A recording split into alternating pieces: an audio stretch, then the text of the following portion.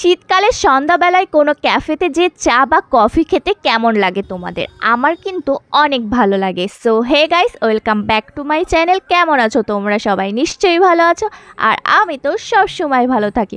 So এখন আমি আছি ভীমপুর হ্যালো ক্যাফেতে। অ্যাকচুয়ালি এখানে ভীমপুর লালন মেলা হয়, সেই উপলক্ষেই আমি এসেছি।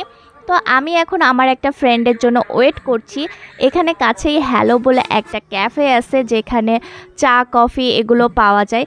আর এই শীতের ভেতর কিন্তু চা কফি খেতে অনেক ভালো লাগে, তাই ভাবলাম যে এখানে বসে একটু ওয়েট করি আর একটু কফিও খেয়ে নিই। আসলে আমি হট কফি বা চা লাইক করি না, কারণ কি খেতে গেলে আমার জিভ পড়ে যায়।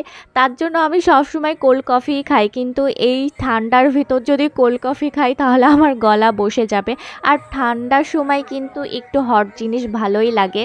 কিছুক্ষণ ওয়েট করার পর দাদা আর বৌদি চলে আসলো। তারপরে আবার আমরা কিছু পিকচার আর ভিডিও করে নিলাম। এরপরে এখন আমরা যাব ভীমপুর লালন মেলায়। ভীমপুর লালন মেলায় যেয়ে আমরা অনেক এনজয় করলাম, যার ভিডিও কিন্তু অলরেডি আমার ইউটিউব চ্যানেল বা ফেসবুক পেজে তোমরা পেয়ে যাবে। আমি ডেসক্রিপশন বক্সে লিঙ্কও দিয়ে দেব, তো তোমরা যারা দেখোনি তারা সেখান থেকে দেখে নিতে পারো। মেলায় ঘুরতে ঘুরতে অনেক রাত হয়ে গেছিলো আর প্রচণ্ড খিদেও পেয়ে গেছিলো, তাই হ্যালো ক্যাফের সামনেই একটা রেস্টুরেন্ট আছে, ভিলেজ হাট। তো সেখান থেকে যেয়ে আবার কিছু খাওয়া দাওয়া করব এখন।